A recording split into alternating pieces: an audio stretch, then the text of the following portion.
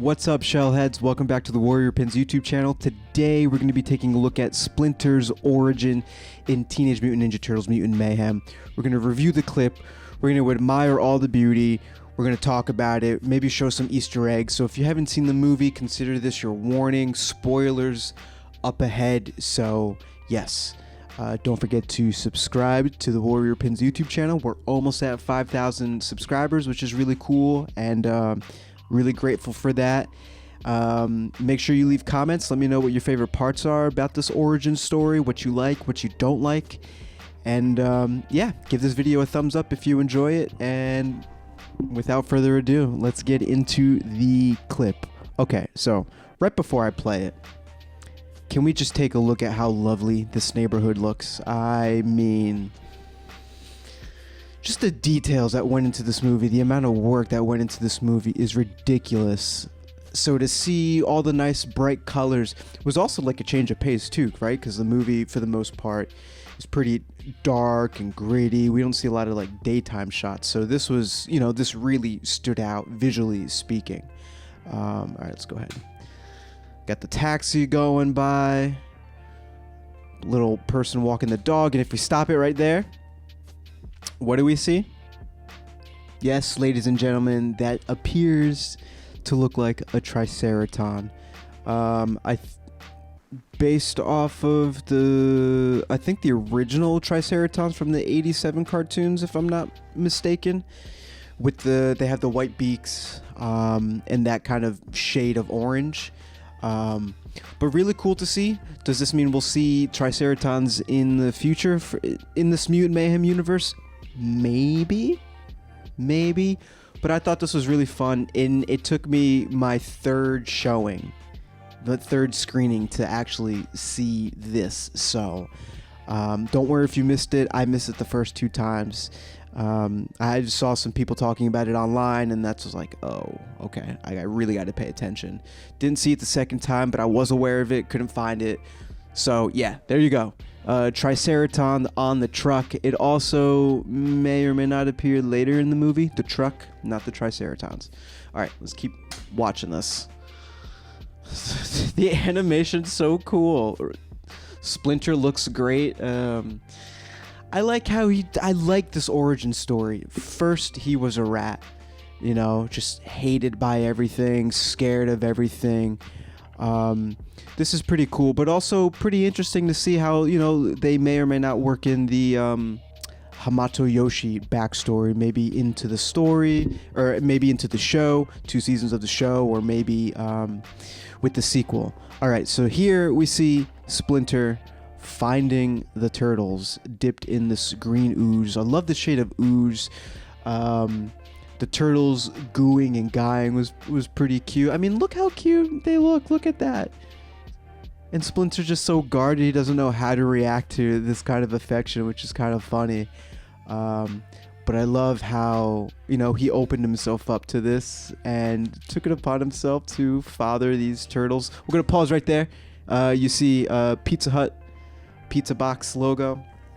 Obviously, Pizza Hut is a big sponsor of the Teenage Mutant Ninja Turtles for the past couple movies. I don't know exactly when they made the switch from Domino's, because I think Domino's was the pizza brand in like the first movie, maybe even the second movie. I don't think it was the second movie. I think it was just the first movie. Second movie was like an independent chain with Kino, I think.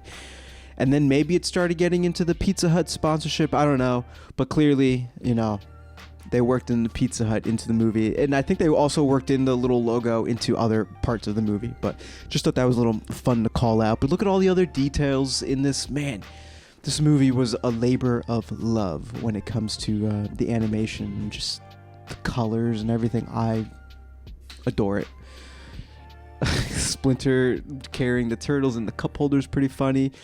The mutation happening was really cool. I would have loved to see this with the turtles, but, you know, by the logic in the movie, I don't think they would have grown up or had that kind of mutation the way that Splinter did, because he's an adult rat and these are baby turtles. And that whole logic thing, his line was hilarious, and I love Jackie Chan as Splinter. Also, I want to pause it right there.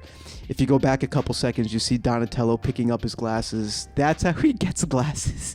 He finds them on the ground and picks them up. I was like, oh shit, I guess I was blind this entire time and now I can see. And it's pretty interesting because like when you wear glasses, your prescription, I might be mistaken about this, I'm no optometrist or anything like that, but I have pretty crappy eyes, and eyesight and prescription is pretty large. So, you know, I wonder how he goes about getting his eyes checked and getting prescription glasses. But that's a video for another day. All right, we'll keep going. I'm going to stop it right here, and I'm just saying I love the way that the animation looks on the record. If you watch it frame by frame, just the scribbles and everything like that is really cool. Obviously, they had like the 90s hip-hop vibe, which is right up my alley. I loved it. Turtles jumping up and down, Splinter grooving. You gotta love like the hominess of it, you know? He's just a dad trying to look out for his adopted sons now, and his entire life is dedicated to taking care of these 4 boys. And I think that's just, I don't know, maybe it's because I'm a dude, so I can relate to like the father aspect of it, even though I'm not a father. But maybe that's like one of the reasons why that just origin story kind of resonates with me. Also, because it's different, and I like different. Different is good. Different is welcome. Different is how we get cool things. This is how we innovate and just grow the franchise. And you know, it'd be lame if we were to just get like a reboot of the 87 cartoons or the 1990 movie. Not saying that I wouldn't watch it. I just kind of like pushing the boundaries, creatively speaking, changing up the story, just giving something different, you know? If you like the old stuff, just watch the old stuff again.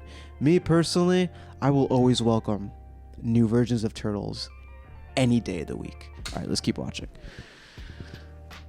These turtles, it's just so funny. I love it, just the way they look. Splinter with his mustache is pretty funny. Also love the way that they did the lights for the animation. The bubbles look really cool. It's just really homey. He just cares.